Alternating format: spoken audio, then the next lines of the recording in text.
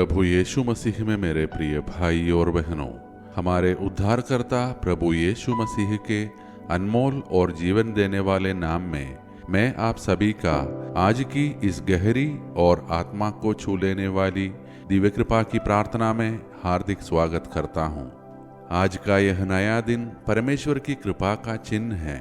कई लोग आज इस प्रार्थना में अपने टूटे हुए मन, परिवार की चिंताओं, आर्थिक संघर्ष, बीमारी, मानसिक तनाव, बच्चों के भविष्य और जीवन के बोझ के साथ जुड़े होंगे। लेकिन प्रिय भाई और बहनों, आज का परमेश्वर का वचन हमें याद दिलाता है कि कठिनाइयों और परीक्षाओं के बीच भी परमेश्वर हमारे साथ चलता है। आज हम सीखेंगे कि कैसे दुख और संघर्ष भी हमें परमेश्वर के और निकट ला सकते हैं।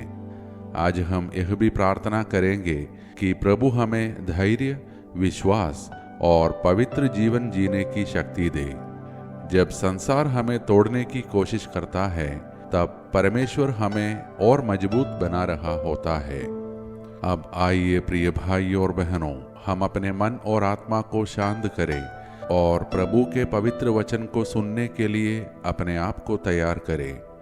आज का हमारा मनन का वचन संत पेतरुस का पहला पत्र से है, अध्याय 4 पद संज्ञा 7 से 13। संत पेतरुस लिखता है, सब वस्तुओं का अंत निकट है, इसलिए संयमी और सचेत रहो ताकि प्रार्थना कर सको। और यह भी लिखा है, जब तुम मसीह के दुखों में सहभागी होते हो तो आनंदित हो।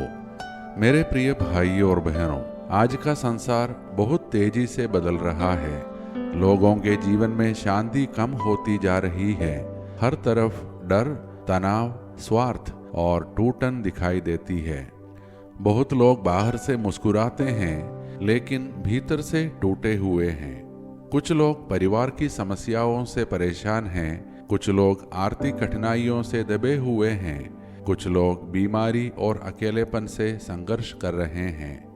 लेकिन आज परमेश्वर का वचन हमें सिखाता है कि कठिनाइयां अंत नहीं है। प्रभु हमारे संघर्षों के बीच भी कार्य कर रहा है।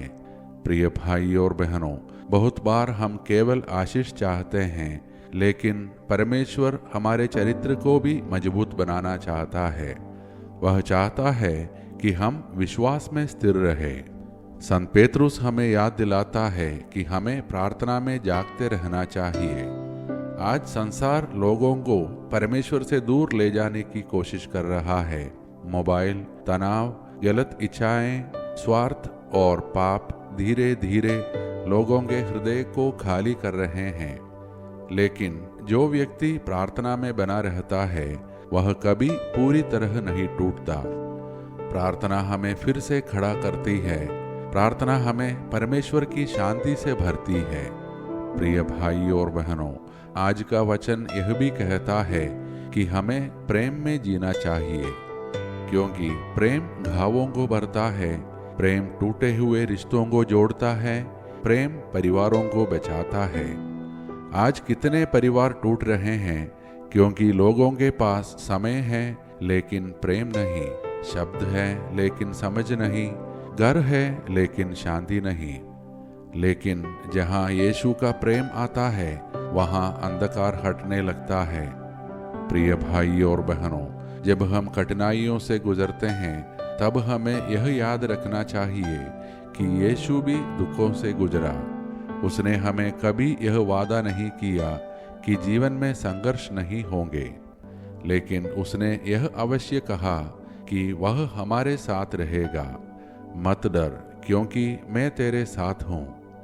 आज यदि हमारे जीवन में आंसू है, यदि हमारा मन भारी है, यदि हमारा परिवार संघर्ष से गुजर रहा है, तो याद रखें, परमेश्वर हमें नहीं छोड़ेगा। अब आइए प्रिय भाई और बहनों, हम पूरे विश्वास और विनम्रता के साथ प्रभु के सामने आएं और अपने जीवन की हर चिंता को उसके चरणों में रखें और मिलकर प्रार्थना करें। हे स्वर्गीय पिता, आज इस सुंदर सुबह के लिए हम तेरा धन्यवाद करते हैं। तेरी दया और प्रेम के कारण हम आज जीवित हैं। हे प्रभु यीशु, आज हम अपने जीवन की हर चिंता, हर डर और हर संघर्ष को तेरे हाथों में सौंपते हैं। जहाँ हम टूटे हुए हैं वहाँ हमें नया बना, जहाँ हम कमज़ोर हैं वहाँ हमें शक्ति दे, जहाँ हम निराश हैं वहाँ हमें आशा दे। हे प्रभु, आज हम विशेष रूप से हर परिवार के लिए प्रार्थना करते हैं।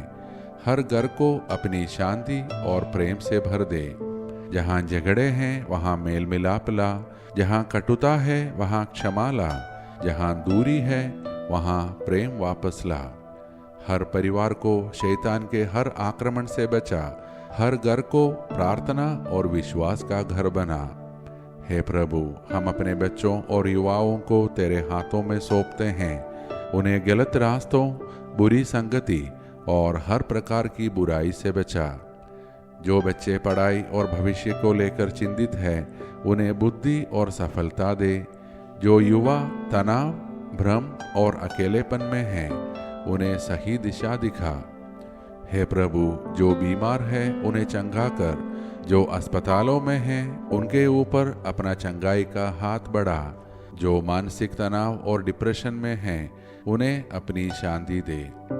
जो आर्थिक संघर्ष और बेरोजगारी में हैं उनके लिए नए रास्ते खोल। जो कर्ज और परेशानियों से दबे हुए हैं उन्हें राहत दे।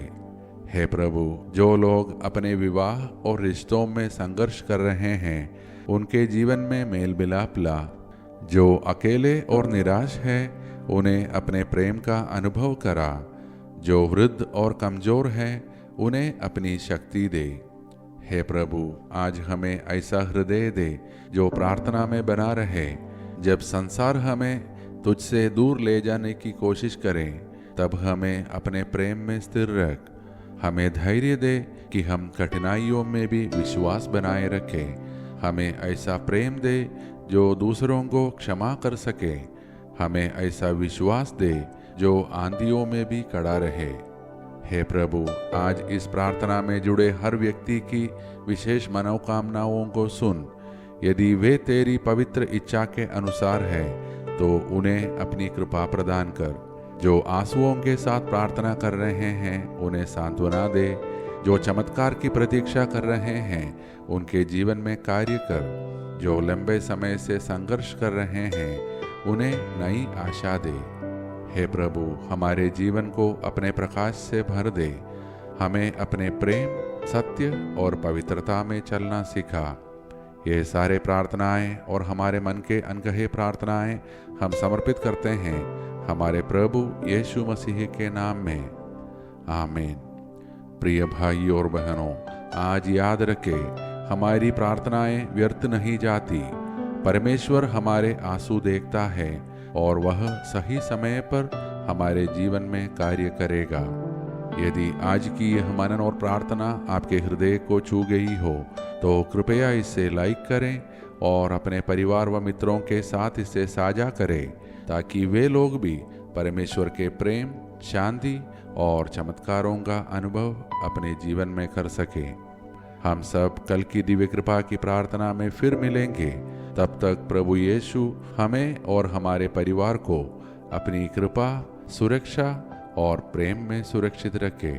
धन्यवाद के साथ स्तुति गाऊंगा, हे यीशु मेरे खुदा। उपकार तेरे हैं बेशुमार, कोटि कोटि स्तुति धन्यवाद। कोटि कोटि स्तुति धन्यवाद। कोटि कोटि स्तुति।